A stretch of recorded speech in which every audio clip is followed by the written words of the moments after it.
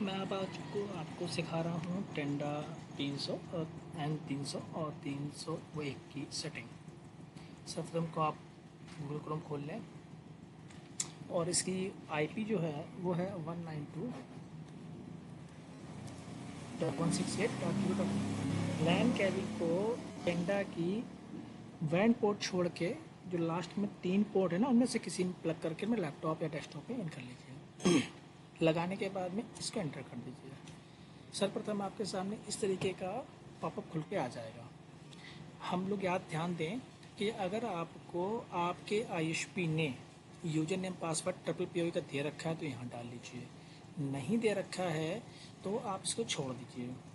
दूसरी चीज़, अगर आप अपने किसी ओनियो राउटर के आगे इसको लगाना चाहते हो तो इसके वैन पोर्ट पे अपने ओनियो से लेकर के और अपने राउटर के बीच में ओनियो के पोर्ट पे इन कर लीजिए और इसके वैन पोर्ट पे इन कर लीजिए।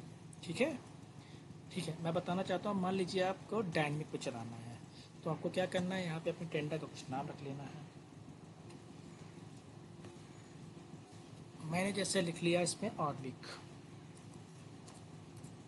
ठीक है, यहाँ पे अपने वाईफाई का पासवर्ड बना लेते हैं। बना लेने के बाद इसको हम लोग ओके कर देंगे। हम लोग टेंडा को जाएंगे। अब मैं आपको बताना चाहता हूँ, अगर यहाँ पे हमारा स्टेटस अगर हमारे नेट आ रहा होगा तो यहाँ लिखा है जो वैन नॉट प्लग्ड, यहाँ लिख के आ जाएगा वैन प्लग्ड और इंटरनेट इनेबल। चलिए, अभी मेरे में नेट नहीं लगा हुआ इसलिए मैं इसको नहीं दिखा पाऊँगा। दूसरा पे आते हैं, यहाँ पे हम फिर वही चीज़ कर सकते हैं। अगर हम डायनेमिक चला रहे हैं, स्टैटिक आईपी चला रहे हैं तो हम लोग यहाँ से डाल करके चला लेंगे। PPPoE में क्या है, जो हमको आईएसपी दे रखता है वहाँ पे यूजर नेम पासवर्ड डाल करके ओके करेंगे तो चल जाएगा। डायनेमिक में हमें यूजर नेम की आवश्यकता नहीं होती, हम किसी राउटर के या ओनियो के इसको आगे लगाते हैं। ये रहा हमारा वैन। वैन में क्या है कि हम यहाँ पे मल्टीपल SSID बना सकते हैं, 1 2 3। अगर हम चाहें तो मल्टीपल SSID यहाँ से क्रिएट कर सकते हैं और सबको अलग अलग दे सकते हैं। इसके बाद है बैंडविड्थ कंट्रोल। यहाँ पे क्या है मित्रों कि अगर हमारा कोई यूजर, जैसे अभी कोई यूजर कनेक्टेड नहीं है, मान लीजिए हमने कोई यूजर इसमें हमारा कनेक्ट कर गया, हमने उसको बताया नहीं है और उसने भी हमारे नेट को कनेक्ट कर लिया है। ठीक है, अब हम कैसे जान पाएंगे कि उसने हमको कनेक्ट कर लिया है।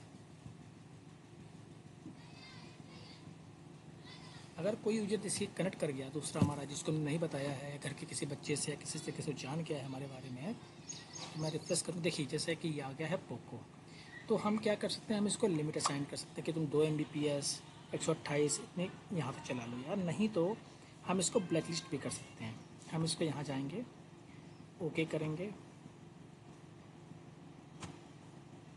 ये डिवाइस हमारी ब्लैक लिस्ट होगी, इसको सिग्नल्स भी नहीं मिलेंगे, अभी हमारा नेट नहीं चला पाएगा। समझ गए आप? ठीक है। दूसरा वायरलेस रिपीटर को हम बाद में बताएंगे सेकंड में। पर्सनल कंट्रोल, पर्सनल कंट्रोल में आपने अलाउज ड्यूरेशन डाल सकते हो, टाइम डाल सकते हो, मैनेज कर सकते हो और कितनी देर बाद बंद होना है।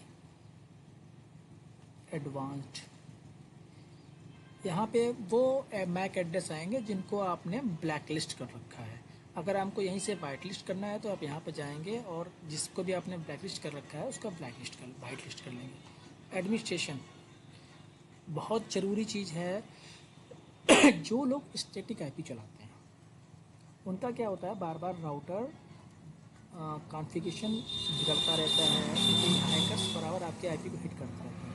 वहाँ पे आपको क्या करना है, ये जो लैन है इसको चेंज कर देना है, 1 की जगह 2 2 या 3 या मल्टीपल कुछ भी चेंज करने के बाद में हम लोग से ओके कर लेंगे।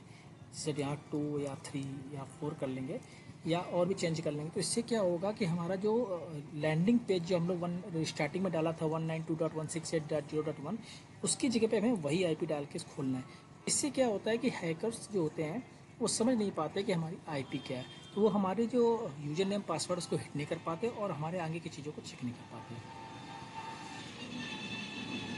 ठीक है, और अपना देख लीजिए जोन टाइम्स वगैरह इसको सेट कर लीजिएगा ताकि बार बार अपडेट होता रहे।